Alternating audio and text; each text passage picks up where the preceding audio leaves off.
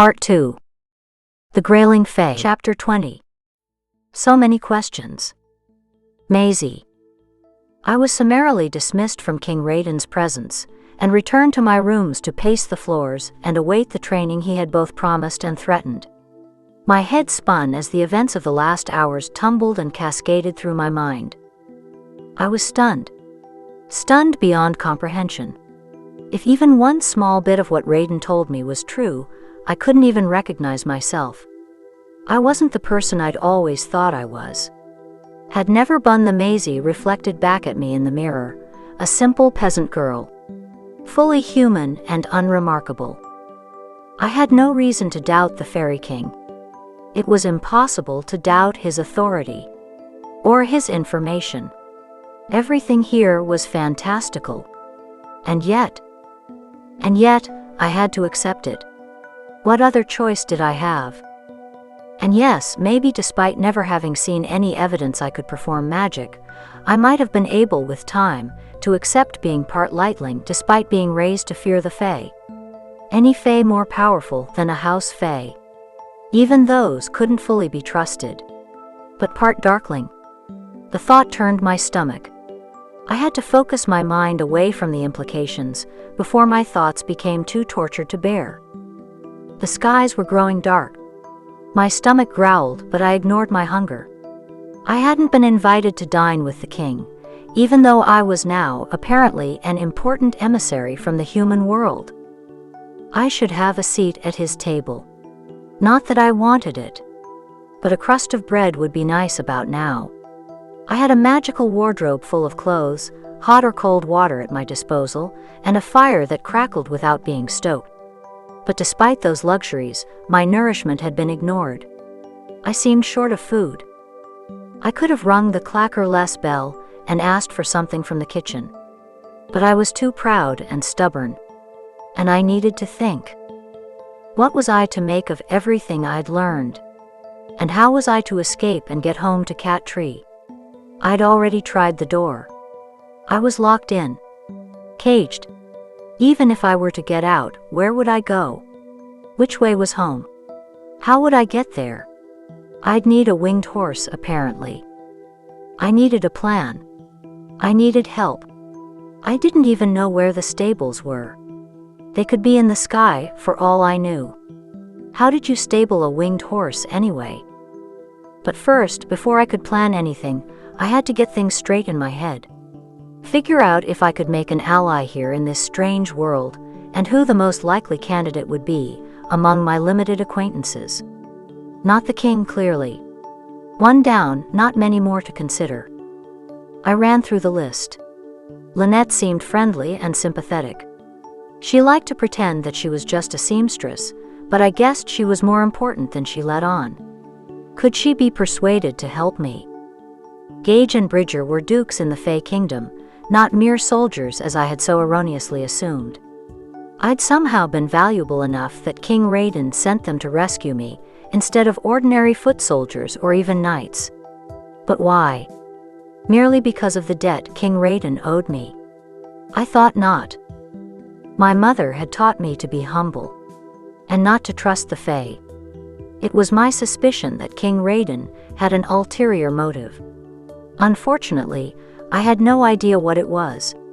If I could find out, could I exploit it? Would either Bridger or Gage help me? Or even give me a clue? Gage had stood up for me to the king. I was so distracted with thought that I nearly ran into the wall. I stopped myself short just in time, wondering whether the wall had actually sneaked up on me and moved closer. The room seemed just as large as before. But anything was possible here. Then there was Prince Rylan of Royal Circle, younger twin brother by mere minutes, to King Rylan IV of my human realm. If I could find him. He was here somewhere. Although he was the Fairy King's son, despite the whispered rumors I'd grown up with, this stunned me more than anything. He was raised human and was at least part human as well. Maybe the common human bond would be enough to give him sympathy for my plight. I couldn't believe that I'd come face to face with a prince of not one but two realms. In the Douve of all places. And he'd looked at me like... My heart fluttered at the memory. I was being ridiculous. What would a prince of both humans and fae see in a poor, plain peasant like me? But he'd already saved me once. Could he be convinced to save me again? But where was Prince Ryland now? It had been clear enough to me in the Douve that he was abducted by Gage and Bridger, taken against his will. If Ryland were indeed the heir to the Seelie court, why wasn't he seated at King Raiden's right hand, as the heir should be during my audience with Raiden? Was he being held prisoner here too? Which begged the question, were the stories about our late queen seducing Raiden true? Or had he seduced her? If it were true that Ryland was Raiden's son, then how was King Kylan not also Raiden's son? Or was he, and Raiden just left that bit out? And how did the Fairy King know that either or both were his for sure? And since Kylan was the older brother, then why wasn't he the heir to the Seelie court? Were the rules of succession different here? I paused in front of the window and looked out sightlessly over the falling night and the twinkling starlight. How many of what looked to me like stars were pixies twinkling in the distance, dancing the night away? How many sparkles in my world, how many lovely plays of light, had really been spies for the Fairy King? I took a deep breath and put a palm to my stomach. How could I be part darkling? Wouldn't Mother have told me? Or did she not know? I was a foundling, after all. But he must have known all along. He must have known something. I clenched my fist and tried to quell the anger and sense of betrayal at him that welled up in me and burned my heart. Had been one of my few friends. But if he had been a darkling spy all along? Which begged another question. Why did Giselian, queen of the Unseelie court, want Ryland dead? Why would she even consider coming for me? If I went home to Cat Tree, would I cease being a problem for Giselian? Or would I just endanger Cat Tree too? A knock on the door interrupted my tortured thoughts. Come in. The door opened. I hoped for a servant with dinner. I prayed for Ryland. But I got Gage, Duke of Azuria. He stood in the doorway, looking noble and amused, less soldier and more duke in his extravagant and elegant fey clothes that danced with blue light that somehow favored his skin. A collar of sapphires and gold shone around his neck. The blue light surrounding him had grown darker as the last of the light of day departed. Earlier, in the throne room, it had been a dazzling sky blue. With his wings tucked in, he appeared almost human. But that was pure deception. He glided in and shut the door behind him. Expecting someone else? Or hoping? For a prince, maybe? He was too perceptive. How had he picked up on my attraction to Prince Ryland in the Douve so easily? He should have been distracted. He barely popped in. Prince Ryland had been fighting him. The Duke had barely seen us together. And I'd been scared out of my wits, hardly thinking about flirting. Maybe I had been hoping Ryland had come to rescue me, the selectress in the turreted room, a subject of his realm. I looked the Duke in the eye. I was hoping for dinner. What uncivilized hour do you people eat around here? At home, I'd already be supped and in bed at this time of night. The Duke roared with laughter. You have a beautiful wit. You should use it more often. He composed himself. You must have missed the dinner bell and your engraved invitation. Don't tell me Raiden hasn't extended the offer? I rolled my eyes. Now that you mention the prince, I'd like to see him with my own eyes. I want to be reassured that Prince Ryland is not being held prisoner in your king's dungeon, and that he's being adequately fed. The Duke chucked my chin lightly. You have fire, selectress. I took a step back from him and let him see the fire in my eyes. No matter what your king says, our prince would never abandon his brother and his people. You took him. Your king as well, selectress. And the prince's father. Why would Raiden imprison his own son? Why not? More than one king in history has. The quest for power is a bloody battle that crosses family lines. The Duke leaned toward me and whispered, You're feisty. I like it. Sadly, not everyone does. A word to the wise, Learn to be smarter and more diplomatic in the future. It will serve you better and allow you to keep your pretty head attached to that dainty little neck of yours." I fought the automatic urge to put my hand to my neck as if protecting it. My pulse roared. I was sure the Duke could see it beating in the hollow of my throat, but I kept my hands at my side. He took a step back and flicked a piece of lint from his sleeve as if he hadn't just issued a dire warning. "I'm surprised Raiden let you talk to him like that earlier." He met my gaze. "Personally, I wouldn't try it again." The Duke took a chair in front of the fireplace and sat, resting one ankle across his other knee as if settling in for a casual chat.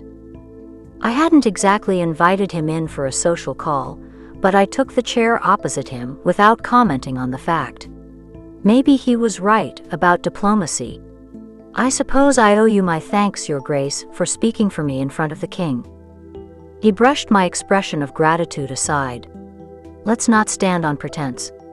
You're almost a queen, Selectress. We're nearly equals. Call me Gage. All my friends do." His smile was dazzling. I still didn't trust him. "I'm an equal and a friend now." "You could be, if you stopped fighting it." I eyed him warily. I couldn't tell whether he was flirting with me or not. I supposed a fae might consider a human an easy conquest. "Are you here to start my training?" "Me?" He tapped his chest, looking incredulous. "You should be so lucky. I'm here, not to train you into beauty or how to wield the power of it, but to school you in the ways of the court as a friend. To make your manners as presentable as possible, and prevent you from stumbling headlong into awkward social situations. Like assuming you're a common soldier, not a duke and one of the king's right-hand men." "Exactly so." He grinned. "And not just any duke, a royal duke. Like Bridger. We're Raiden's uncles." "Uncles?" Gage laughed at my astonishment. "I assume that means I look young for my age?" He shook his head, tossing his beautiful mane of lush hair as the blue light sparkled around him. "Given the right family circumstances, uncles can even be younger than nephews," I said, throwing ice on his vanity. "But we aren't. I'm Raiden's mother's older brother."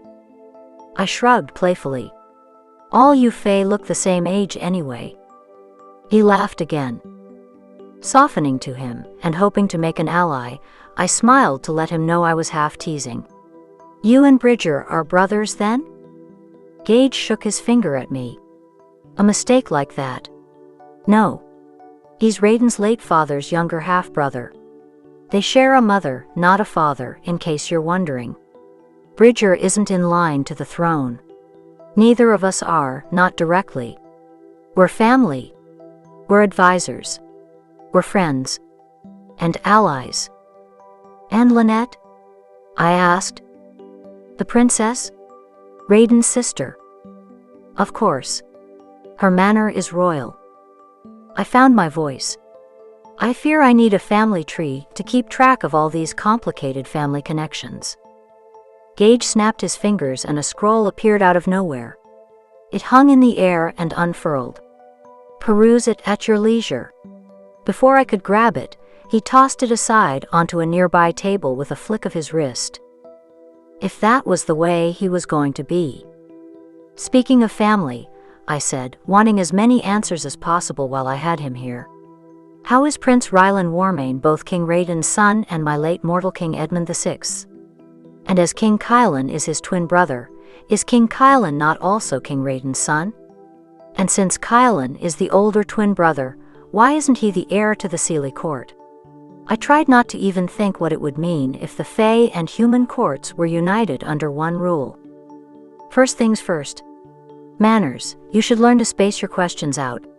It's unbecoming and desperate to ask too many at once." Gage looked at me with his penetrating Fae eyes that seemed to see beyond the physical. "Surely you've heard the stories about the late Queen Blythe, and how she tempted Raiden into the bathing pools beneath the Falls of Crystalline, while she was still a virgin maiden, after she was betrothed, but before she was officially queen." "Everyone's heard the whispered stories," I said, not wanting to believe our vaunted Queen Blythe had actually betrayed King Edmund, that he was really and truly cuckolded, though one repeats them at great peril to their life. We've been reassured for decades that they're myth, slander, vicious rumor meant to discredit a truly pure queen spread by the enemies of our kingdom, the Fae. That's the institutional narrative, of course. Gage didn't appear offended by my bald accusation, meant to protect a king with weak seed. Edmund couldn't beget a child who lived upon 4 young queens in the height of their fertility before Blythe. Blythe was no fool. She wanted to live, literally and figuratively. You have to imagine her horror at being wed to an old man with his reputation. He still thought of himself as the virile young man he'd once been, strong and handsome, a real warrior and courtier. But with his festering, putrid, gangrenous leg that never healed? Let's just say he lacked beauty. Maybe that's why his leg wouldn't heal after that fateful jousting match. Jousting is a young man's sport, but he had to show off for his latest paramour and paid the price. Gage shrugged. Can you imagine having that stinking, dying leg thrown over your young, taut flesh in bed? He shuddered. You have to know that it was a fairy's glamour that kept him in power, that gave him the appearance of beauty where none still existed. That masked the leg beneath his hose during public appearances. But that kind of magic can't be maintained on a human constantly.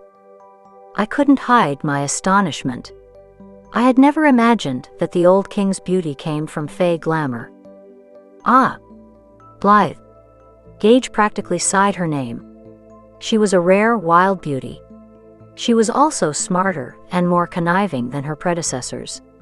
When old King Edmund's eye fell upon her during the Selectress choosing, and he desired her, she made plans to have a son. A strong son, stronger than any before him. One worthy to take the throne and protect the kingdom. Not a sickly child born of an old man's seed. Gage sighed at the memory as if parts of it weren't pleasant. I cleared my throat and raised my brow, hoping to spur him into continuing. Jarred out of his reverie, he grinned. To your original point, do we have to discuss biology? And how a woman can bear 2 different men's babies in one birthing? Or pass one man's bastard off as another man's child? His smile was sly.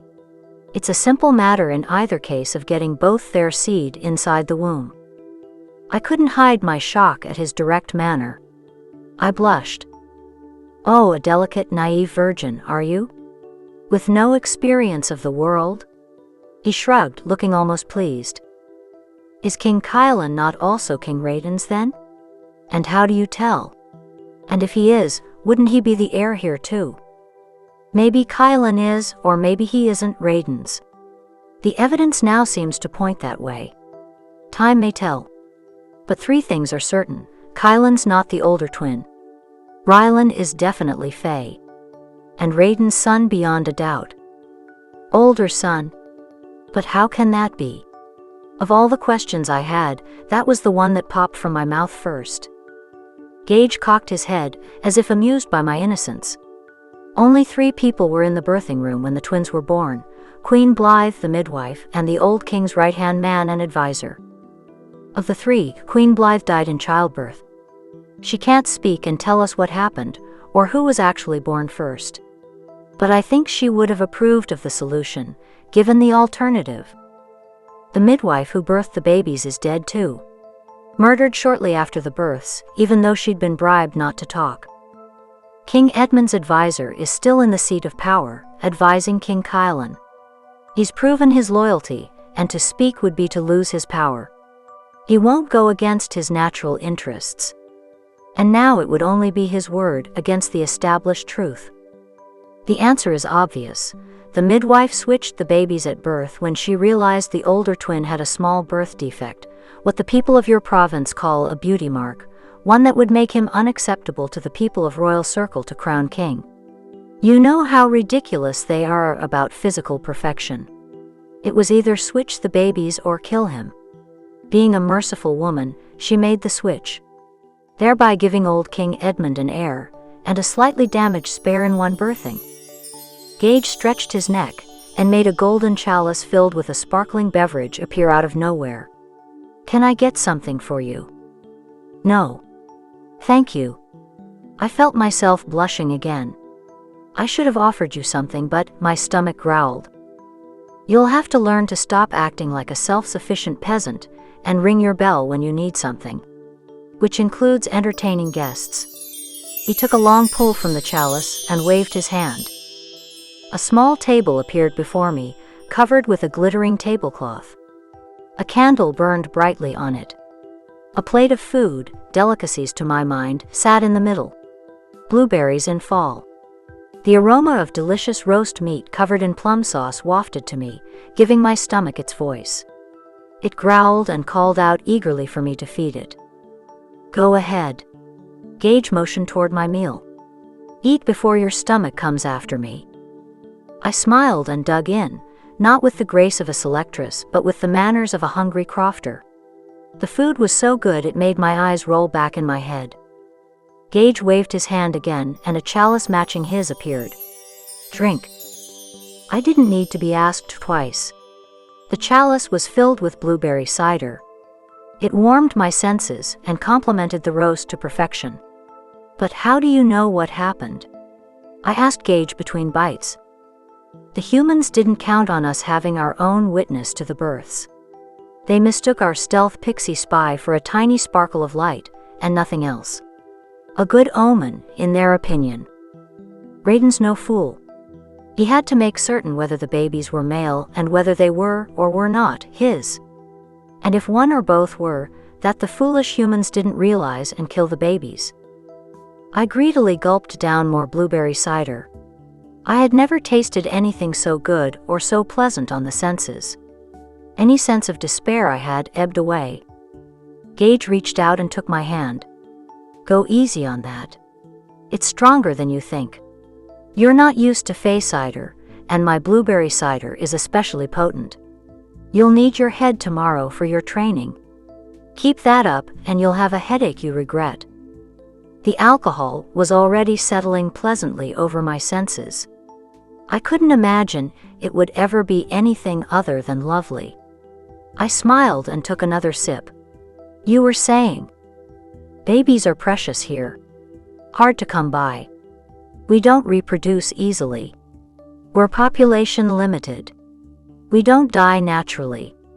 But we can be killed. One baby for every fae who dies." The last 4 fae children born were girls. They replaced Raiden's 4 dead heirs, leaving him without a fully fae heir. Hence the need to retrieve his son from your realm. While he had fully fae heirs, it was best to leave Prince Rylan among your kind. But necessity must. He's legitimized Rylan. But not everyone here is happy about a mixed breed heir to the throne. Still, it's better than an unstable kingdom, one prone to turmoil. I gasped, not knowing what to say. I set my chalice down. "I'm sorry for your loss." Some things were beginning to make sense. "Don't be." Raiden, for all his brilliance, goodness, and leadership, had 3 monstrous sons, though he lost a cousin he loved. Spoiled. Arrogant. None of his sons would have served the kingdom well. And none of them were happy just sitting around waiting for Raiden to die or abdicate so they could take power. He'll never abdicate. And they knew it. And for all they knew, Raiden will live forever. Raiden's savvy. He knows how to survive and thwart attempts against his life. Something he's hoping to teach you. He's a warrior, skilled in battle of all kinds. He knows how to fight. He has no match. Which left his sons no alternative. They were plotting to kill him. I set my fork down. I didn't say anything, but I couldn't hide my shock. "The rebellion had to be overthrown," Gage continued calmly. "They died in the process. Raiden blames himself. Natural enough, I suppose. Even though he gave explicit orders that none of them should be killed. What happens in war can't always be controlled." Gage sat quietly thoughtful for a moment. I was too horrified to speak. I'd lived a sheltered existence with Mother, Cat Tree, and Ree in our little croft. I was only realizing just how idyllic it had been. Food may have been scarce at times and the work hard, but none of us were trying to kill the others. I longed for it powerfully now. Raiden exacerbated the problem by having sex with Blythe, Ryland's mother, all those years ago and passing his child or children off as another man's heirs to take his throne, Gage said. Fate's punishment for that particular offense is the twofold loss of his own heirs. Raiden repented, of course. I don't believe he's made love to a human since. Many have whispered that it would appear, by the measure of punishment meted out to Raiden, that Kylan is his son. Either that or it's just bad luck. Or good, depending on your point of view. Whatever the case, Kylan may be too human to do Raiden any good here. That explains the fear Dorka in the Douve, and why he was trying to kill Prince Ryland, I said, thinking aloud. Queen Giselian wants Prince Ryland dead, because that would leave the Seelie court without an heir. Gage turned his glittering gaze on me. True enough. But what makes you think Giselian wants him dead? Who's to say his brother King Kylan didn't make a deal with the fear Dorka? I stared at Gage, horror-struck. I'd had enough. I didn't want to be selectress. I didn't want power. I didn't want to be anywhere near it. I just wanted to go home to Cat Tree and live my placid life on the edge of the Douve like before. I turned pleading eyes on Gage. Please. I have to get home. Can't you unmake me selectress and send me back?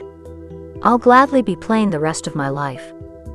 We don't have that kind of power to interfere in human events, he said. It made no sense to me. They seem to interfere in myriad other ways. What about your queen? He looked at me, puzzled. We currently have no queen. Raiden's last queen died giving birth to his youngest son, the most spoiled of all the three and the first to die. Giving birth here is even a more dangerous business than it is to humans. Raiden loved her dearly. It's a great blessing that she didn't live to see her son betray him. Raiden hasn't gotten over his broken heart enough to take another queen. Gage stared at me. You really don't know anything about our realm, do you? I looked at him helplessly and shook my head. Your kind are feared and half myth to us. You keep your realm and your history a mystery from us. I can't speak for those in Royal Circle or the very learned spheres, but where I come from, we have almost no knowledge of your kingdom other than folklore. We have only stories, fairy tales that our mothers tell us at bedtime. We only know enough to stay out of the Douve, and hope we never encounter a darkling. The light fairies like you are feared almost as much. We don't trust any of you. Gage rubbed his chin. Fair enough. I can see that we're going to have to start at the beginning with both you and the prince. My heart caught. I have to see Prince Ryland for myself.